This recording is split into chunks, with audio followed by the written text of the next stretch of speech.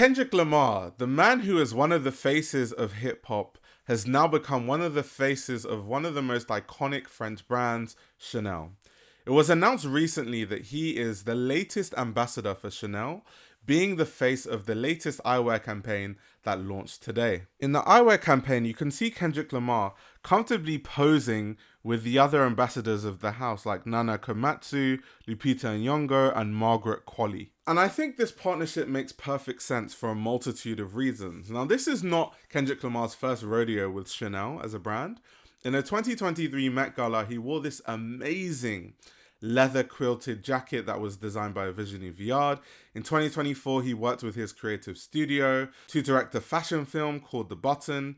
His creative studio also worked on the set and collaborated with Chanel on the Haute Couture show. In the Luther music video with SZA, Kendrick was also seen rocking a pair of Chanel sunglasses. So it seems like this is something that has been building over time. And if we're being honest, Kendrick Lamar has been everywhere. He's been at the forefront of the media, and he has become a fashion icon in his own right. With his Not Like Us tour, he was seen touring all over the US, wearing amazing designers like Martine Rose and Wells Bonner. Martine Rose, a designer, British-Jamaican designer that he has actually collaborated with on a collection. His Not Like Us diss tour actually culminated at the Super Bowl with one of the most iconic fashion moments in a long time, with Kendrick Lamar seen wearing a pair of flared Celine jeans that ended up selling out on Celine's USA online store. And while the main focus of Kendrick Lamar being an ambassador for Chanel is a focus on the eyewear, a very interesting thing is that Chanel does not make menswear collections.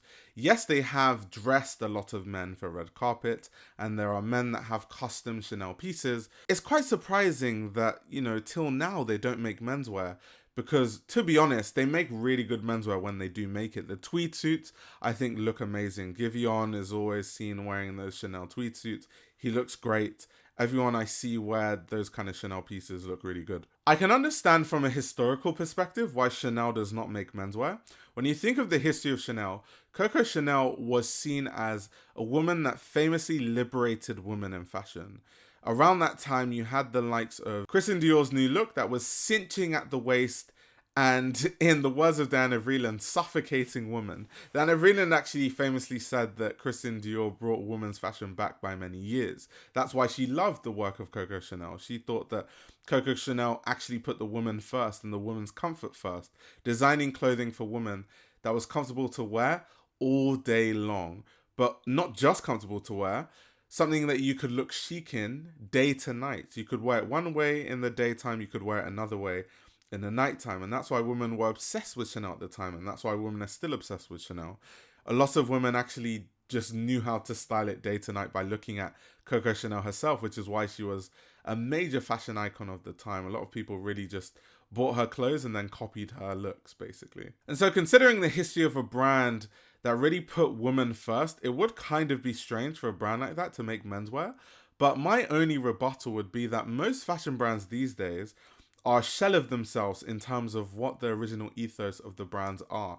Every single luxury brand, especially the major ones, have been completely bastardized at this point. So I don't think there's anything left to lose in that sense. And there's everything to gain in terms of commerce and, expanding their market share to menswear. And this slow ascendance to menswear could actually be why Kendrick Lamar is one of the faces of Chanel right now. When you think of sunglasses as a product category, it's not as expensive as the Chanel bags or a lot of their other products. It could appeal to a younger demographic, and sunglasses are inherently unisex. I mean, they're sunglasses.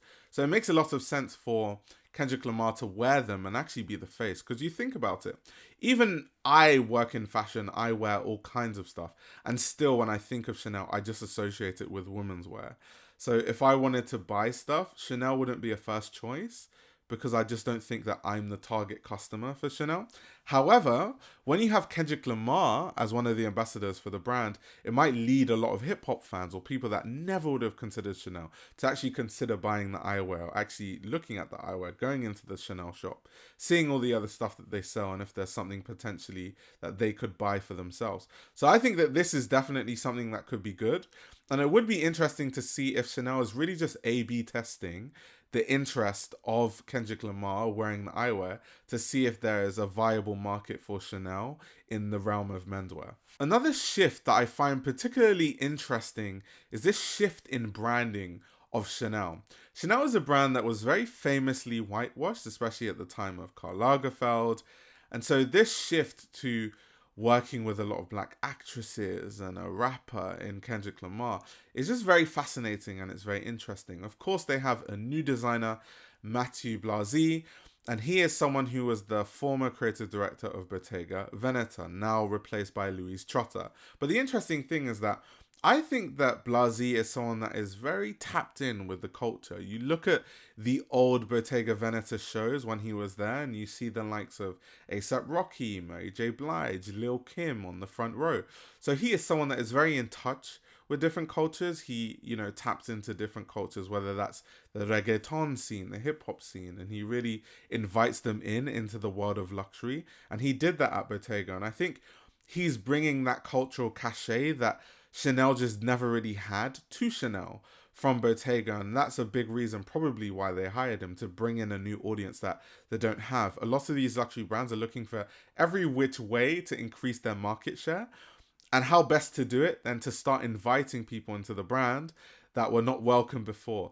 Kind of insane when I say that, but that's kind of how they're looking at it from a business standpoint. So once again, this announcement for Kendrick Lamar makes all the sense in the world, because when you think of how exactly are they going to capture new market segments, well, the menswear is untapped, especially like the hip hop scene, looking at a women's wear brand and buying into it. That's a very, very untapped market. So I'm definitely looking forward to seeing exactly what they do with this Kendrick Lamar rollout and what it leads to. Will it lead to more menswear products? Will it lead to them marketing towards men a lot more? Everything will be very interesting to see. I've even heard a conversation online brewing that Kendrick Lamar might be following in the footsteps of Pharrell Williams, in the sense that Pharrell Williams now is the artistic director of menswear at Louis Vuitton, and Kendrick Lamar is someone that has done a collaboration with Martine Rose. I think there's a long way to go for Kendrick Lamar before he can even think of being a creative director for, a major luxury house. But I think this is definitely a step in that direction, and we have to wait and see how this develops and if he's going to collaborate on different products at Chanel. But yeah, let me know your thoughts. I will be looking in the comments to see what all of you think.